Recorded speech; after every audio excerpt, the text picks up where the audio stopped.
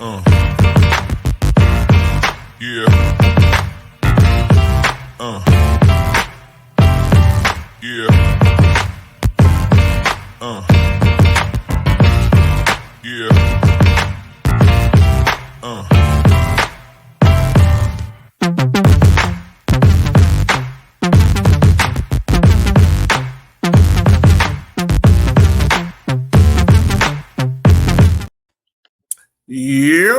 What's going on, everyone? Welcome to this week's episode of River City 93. I'm your host, as always, Elliot Barn. Is joining me are two guys that are counting down to October 15th. It's Mr. Matt Myers and Shanier Duran II. How are you guys doing? Doing all right, I guess. Still. I guess we're dry now. With all the rain we had this weekend. Yeah. How bad did it get out there for you? It was actually out here. It wasn't as bad, but from what I heard on Sunday, going into like the Virginia Beach, Williamsburg area, they got hit pretty hard. Yeah. Here it was just seemed like a constant drizzle. Matt, did you get any rain up there? I don't think it was too different than anywhere else in the general area. Just constant, decent rain, but never really like super heavy. Yeah, it's kind of almost like the kicker season has just been constantly cloudy and rainy and just soggy. Yeah, but going outside, obviously, hair got wet a little bit, so it got me kind of thinking, do I need a new look? Wondering if you guys saw any fresh haircuts, fresh looks out there that you could recommend. Well, I saw Tyler Pollock's. That was interesting. Sinner, I don't know how well you saw it, but man had I saw it. I had to stop. I said, hold on, he's not getting away with this. I don't know what I ain't gonna lie. It looked like it was faded. Like it looked like someone like literally like faded the back of his head. It was like, I'm just gonna leave this. Like it looked like I don't know how to describe it. Oh my goodness. That was no, I actually stopped and had to do a stop and rewind and be like, hold on, wait a minute, time out. What was that? Yeah, it was like the reverse O2 Ronaldo. Yeah. Except it was in the back of the head rather than the front. That's what I'm saying, reverse. Oh my gosh. Yeah, all I'm saying is, I will gladly hop on the Greenville bandwagon. If the rest of their team, full staff, like Johnny Harks, the whole crew, gets the Pollock and makes that their playoff. Ice hockey, they all have the playoff beards. The playoff Pollock going. Oh, they got to do it. They got to do it. I will be a hardcore Greenville fan. Yeah, I will root for Greenville at that point if they all was like, all right, we're doing the Pollock for the playoff run. And if they don't, they're a bunch of cowards, and they should probably all lose their jobs.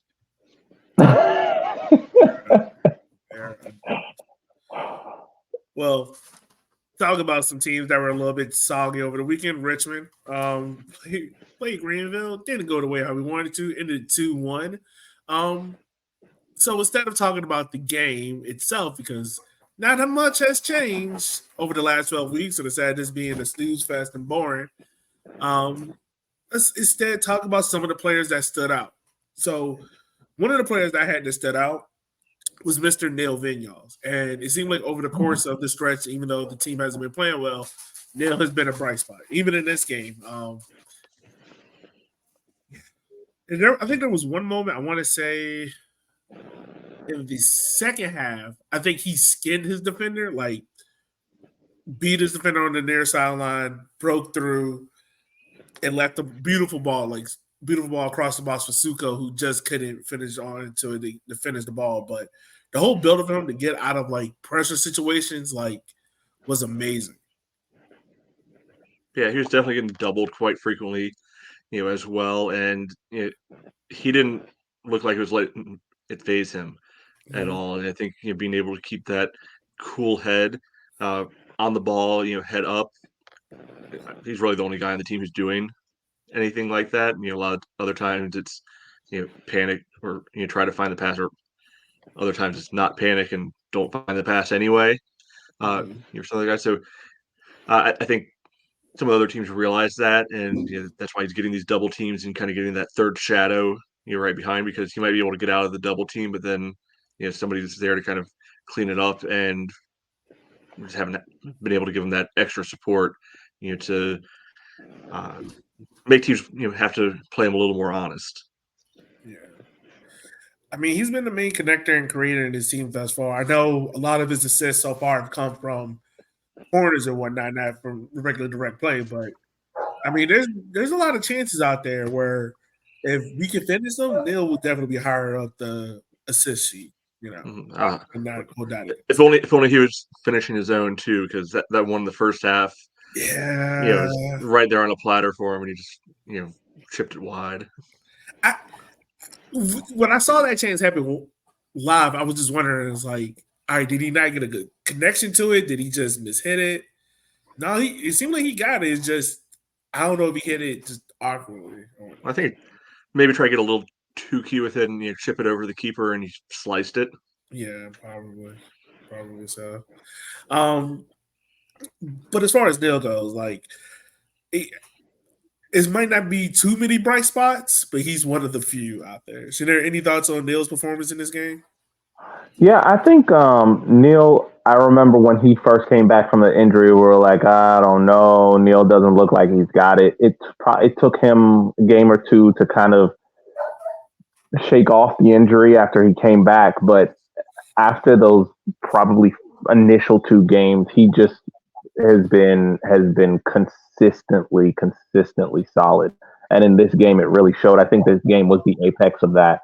He was a nightmare for Greenville. He really was just a complete nightmare. And he was driving the ball at Greenville's backline. And that's one thing that I feel like we needed a lot more of throughout this season. And I feel we haven't done as much. And we could see that the kickers did create a lot more chances in this game than they have regularly in the past few games. They looked a lot more threatening.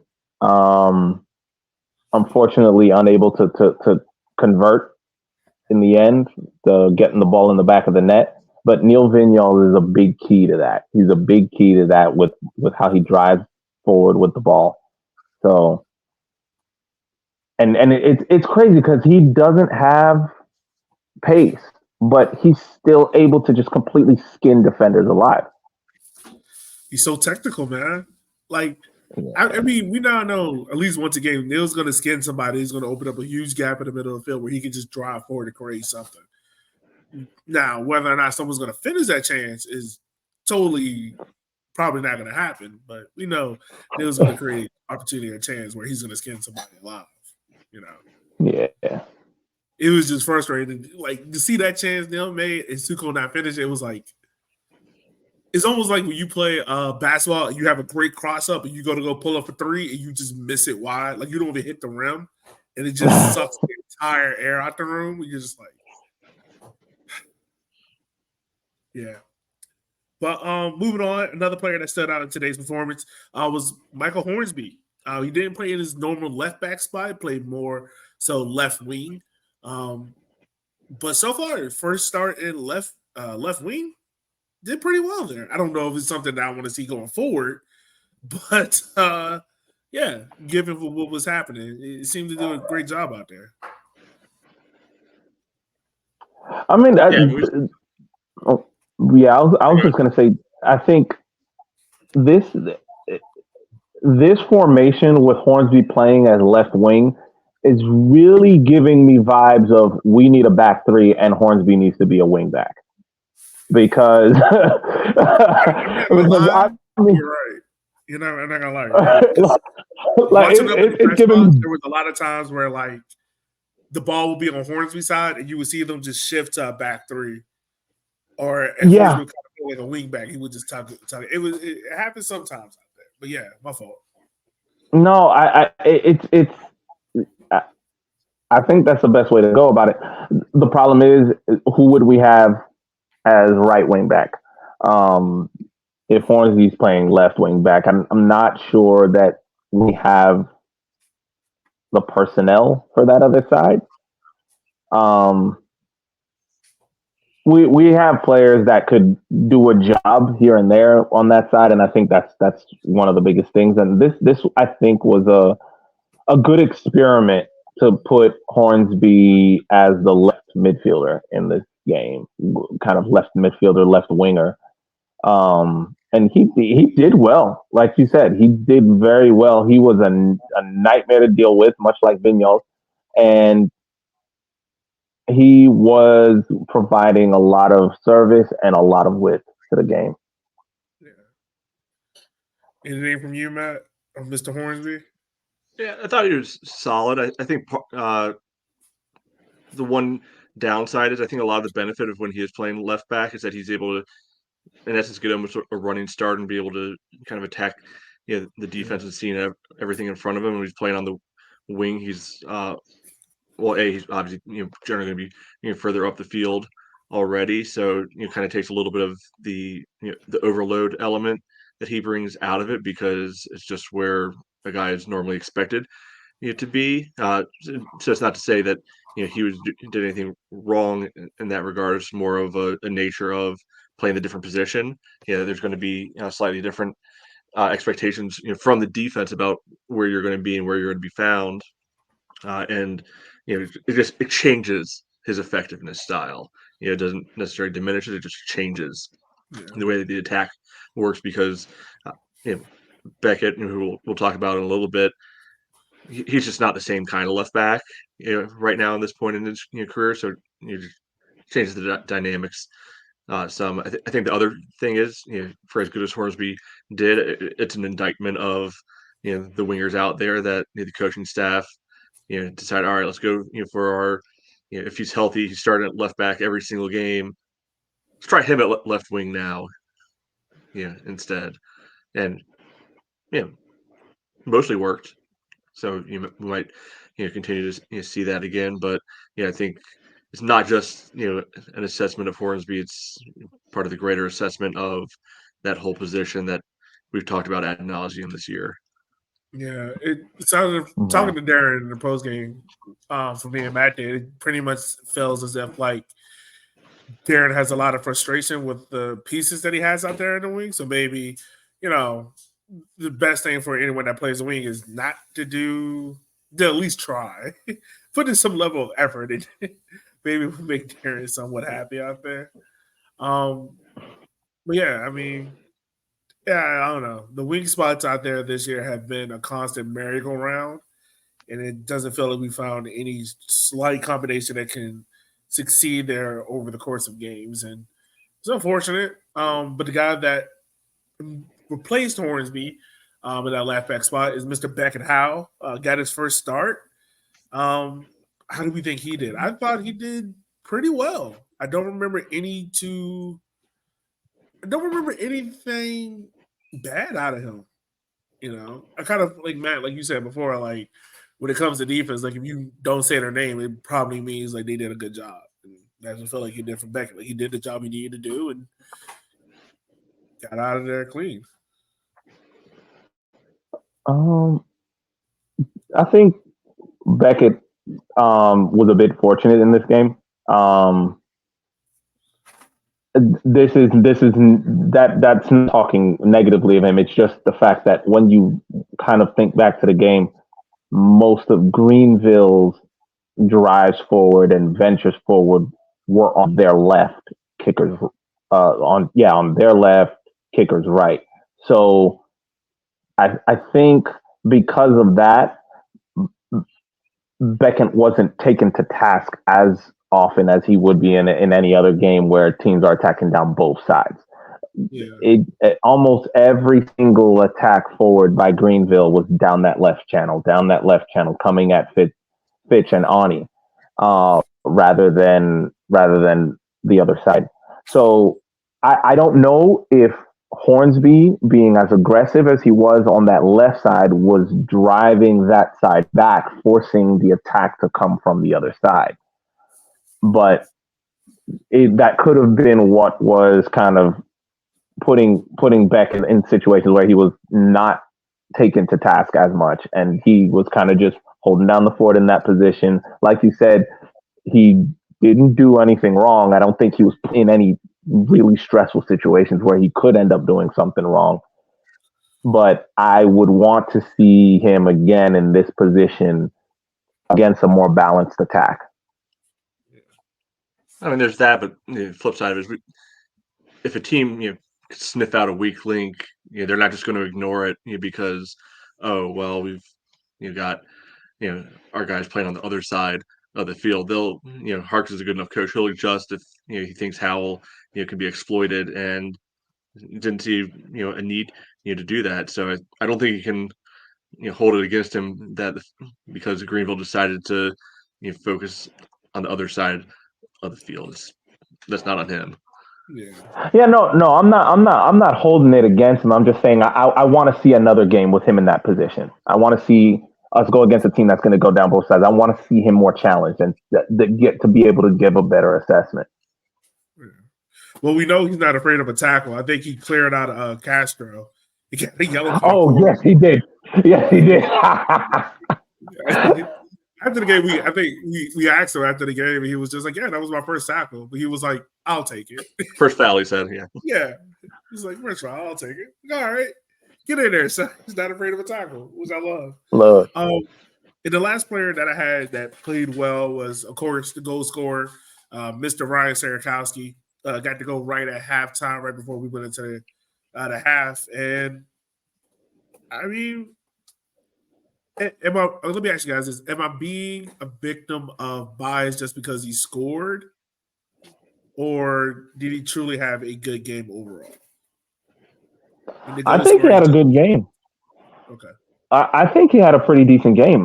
He was very active in the final third. And of course that goal, when the way he scores that goal, just shows a certain level of there is a bit of a fortunate bobble, but you make your own luck, and he capitalized on that bounce. It wasn't a very easy bounce to handle, but he handled it very well and just slots it home. That composure, you could see it a little bit throughout the entire game. You could see sparks of it here and there of him being put under pressure and still trying to do something, still trying to create something rather than panicking. Yeah, I think he had a very solid performance. I think I would rather see Sarakowski on the right than on the left. And because he's been playing most of the time on the left, and I think the right side is his side. Mm-hmm. Yeah. I think it's probably a little bit of both. I mean, I think the big thing here is that he was a guy who's willing to look for his own shot, not just on the goal, which obviously was good, and we don't see enough of that out of most of the guys on this team. But there are other times too where you could see that he was looking first to see if he could be able to get his own look, his own shot off, and if that didn't come, look to be able to work on doing the usual cycling around that we would do. And selfishness isn't necessarily a bad thing in an attacker, and I think seeing the appropriate amount of that element out of him, he was good. It wasn't just a matter of, hey, I'm going to try to dribble everybody all on my own. I'm scoring no matter what. Not that kind of selfishness, but the appropriate type. Taking a shot when you got the chance and not second guessing yourself. Yeah, nah, definitely so.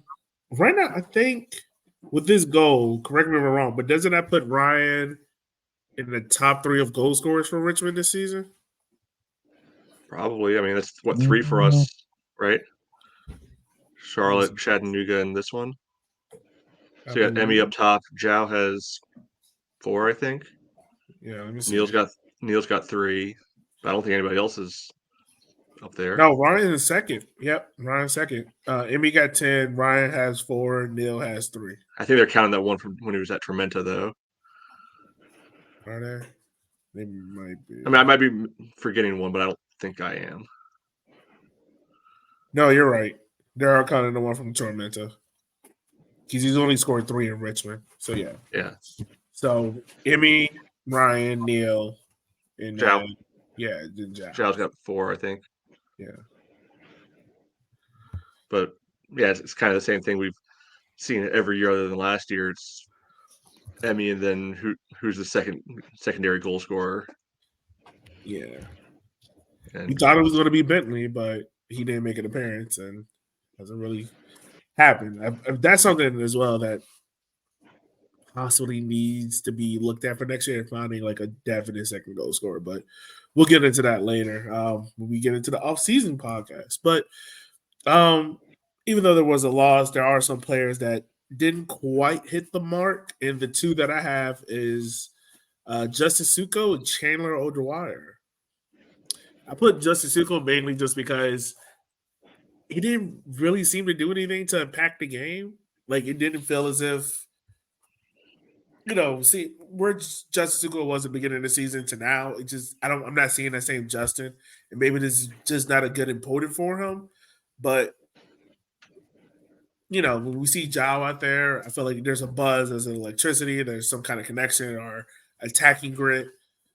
Justin, I don't know. He just seemed to get kind of lost in the sauce. He kind of just got lost out there.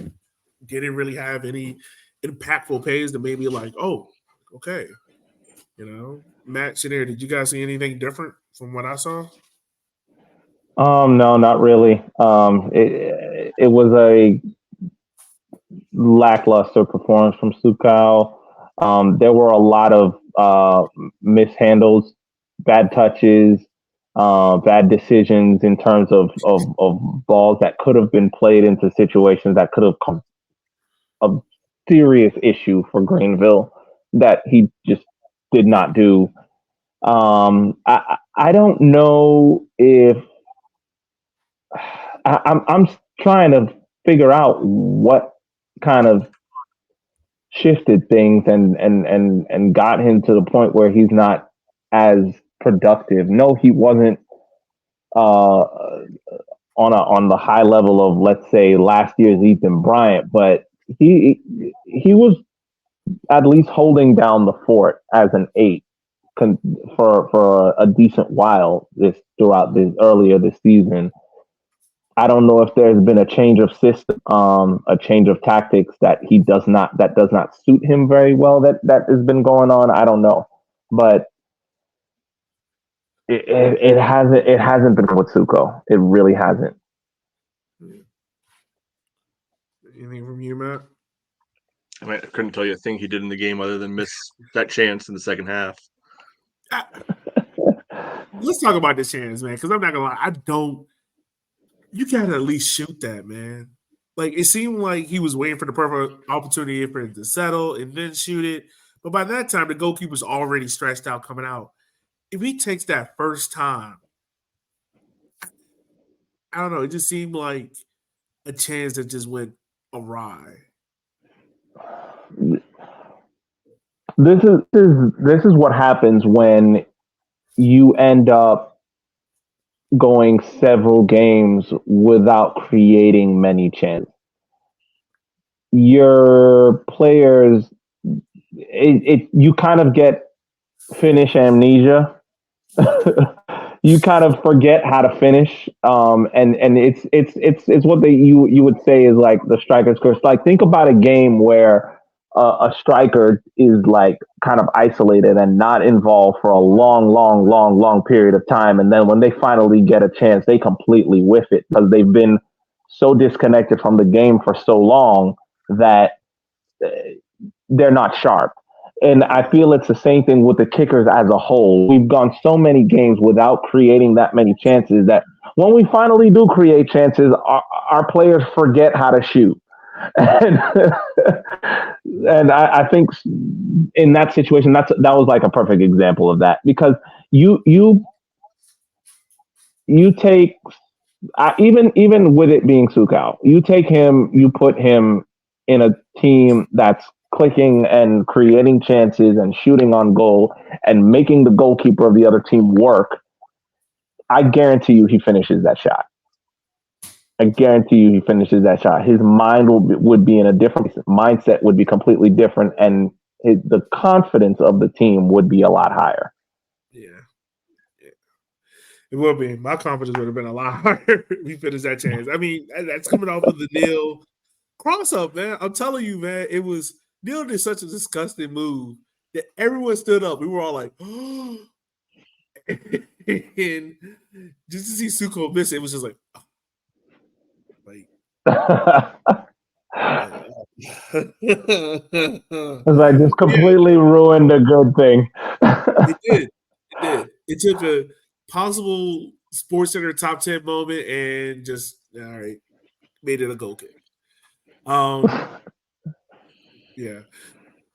The other player that I mentioned was Mr. Chandler O'Dwyer. Now Chandler's being put on this side of the list mainly because he got body from right.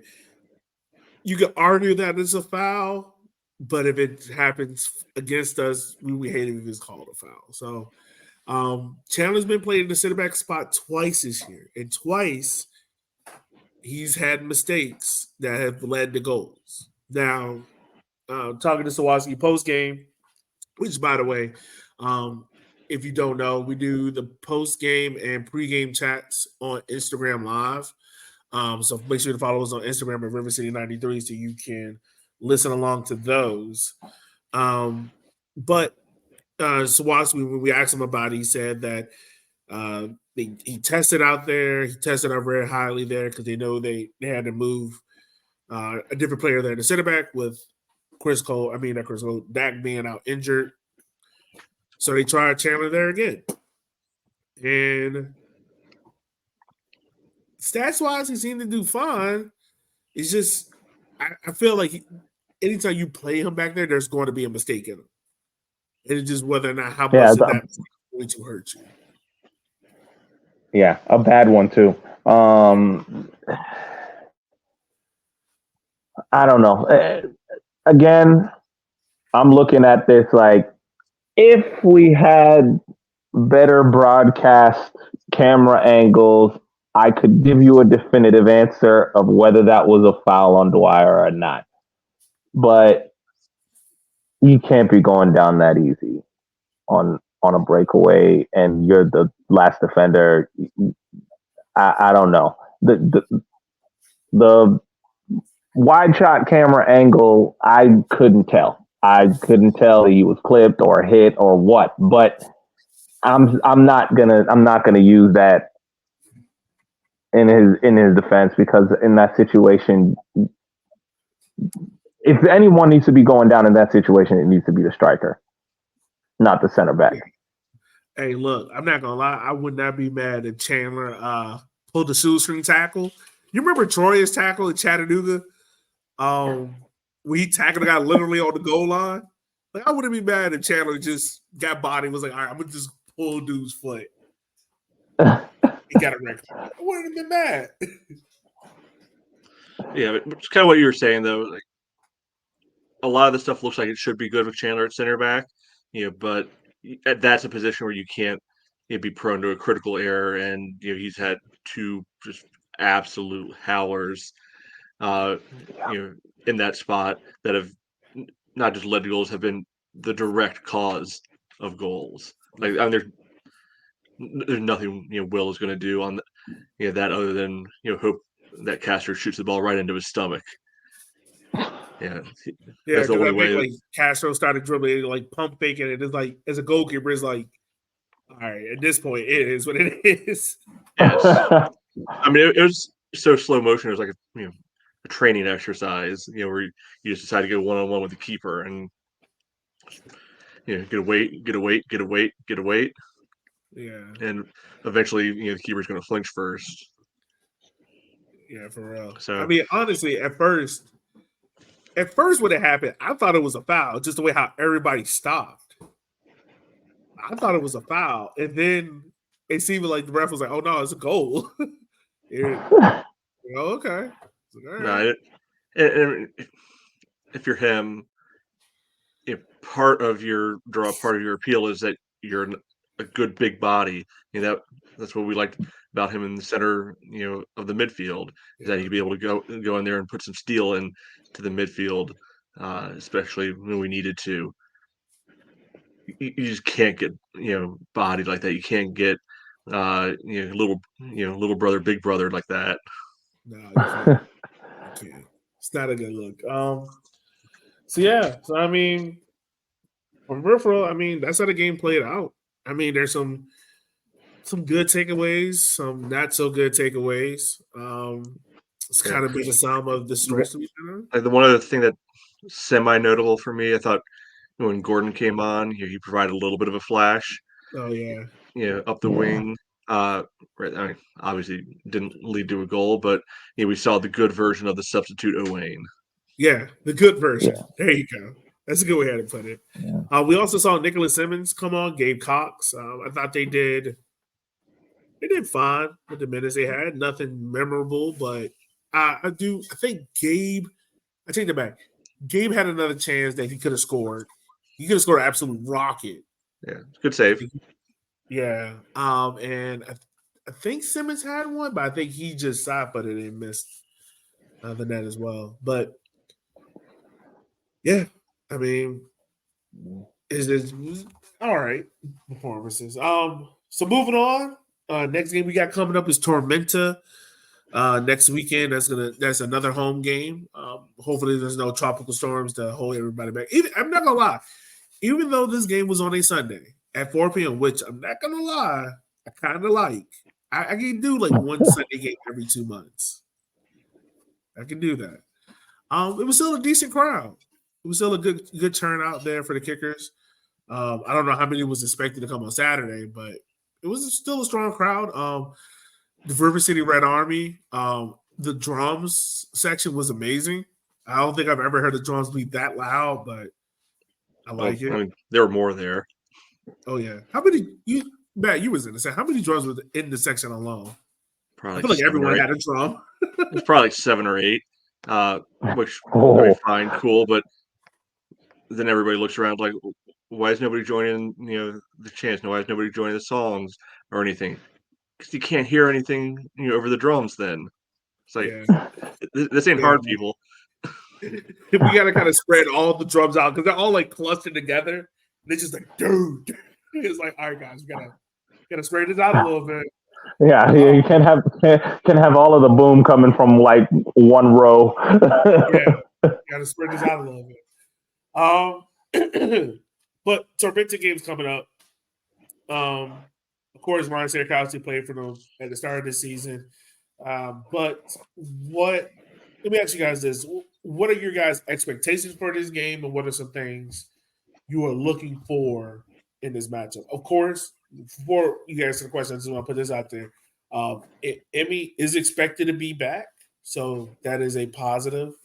No word on Dak, and I'm assuming this might be another start for William Palmquist.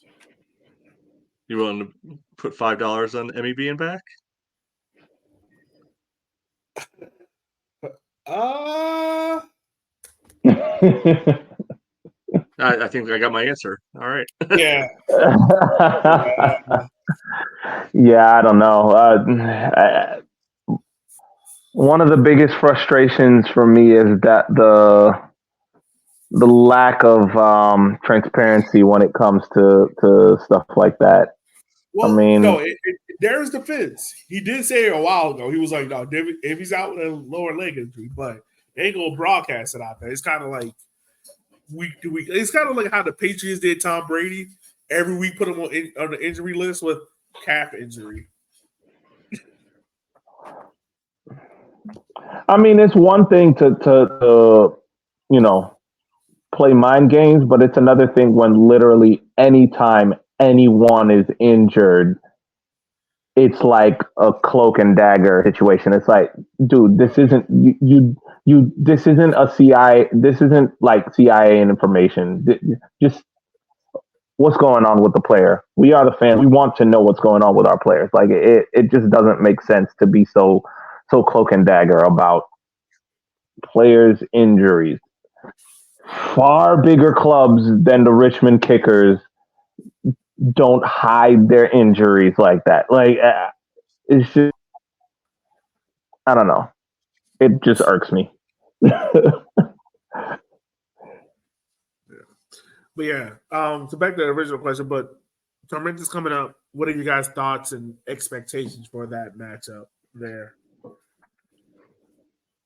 I think it's going to be a tough one. They got some of their firepower rolling right now. Like Akali's scored a bunch of goals recently, and a bunch of actually nice goals. Recently to kind of carry them into their fight for the playoffs. They seem like the most likely option of knocking Greenville or Madison out of the playoffs at this point. So I'm sure they're going to be gunning for it because for them it's probably a must-win. Yeah. Being realistic, so I think there's going to be opportunities to be able to exploit that on a counterattack. And it's not like Tormenta has a good defense to begin with. You look at the table; they score a lot of goals, but they're also close to the bottom. In goals against. I mean, they've let in more than we have this year. I mean, they scored a truckload more. So we could get in one of those 2-2, 3-3 games potentially, and see if where the final ball ends up bouncing. So I don't think it's going to be a boring one. To summarize, Yeah, it's going to be interesting. Shanir, what's your thoughts, man?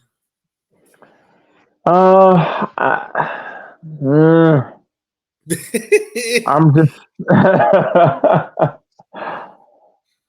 a little concerned. Like Matt said,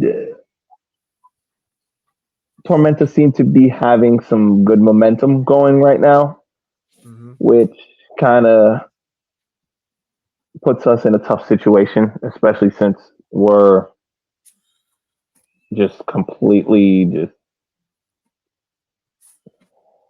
in the biggest of ruts. I don't know. Lost 4 of the last 5, and Tormenta are coming off of 2 straight wins.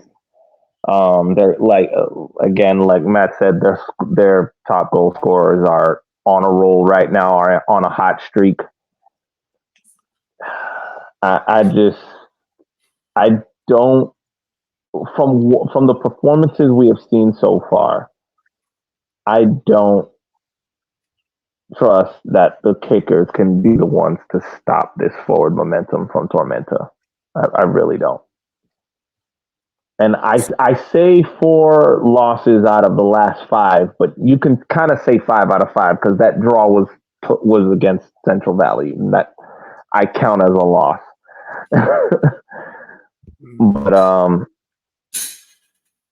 But yeah, I don't know. It's going to be a very tough one. It's going to be extremely hard to slow Tormenta down right now with the way we're playing. I mean, anything can happen. Probably won't happen, but anything can happen. I don't know. I mean, if I'm Darren and it's probably going to be a little bit more experimentation, I wouldn't be surprised if Nicholas Simmons gets a start, if Landon Johnson comes back in the lineup. Maybe Gabe Cox gets more minutes. If Amy does come back, I mean, that does give us an extra boost there, but I don't know. I don't have huge expectations at this point. But yeah, it'll be a competitive game. It's not like the Kickers are going to go out there and get steamrolled or anything. It'll be a competitive game. It's just a matter of fact of can they avoid having a letdown in the second half? They can keep things steady and even during the first half. Can they avoid the letdown in the second half? History hasn't proven that so far this season, but that's the hope. But yeah, I'm not gonna lie though. There is a part of me that doesn't really mind losing to Tormenta because if Fort Madison loses points, that just means they're closer to missing out on the playoffs, and I would love it for that pink team to miss out on the playoffs. I would just absolutely love it. But guys, anything else from y'all before we wrap up the show? No, right. 6 o'clock starts now. Yeah, there you go. 6 o'clock p.m. starts now. 2 more home games left. 1 more road game on the 6th when we play Knoxville. So yeah.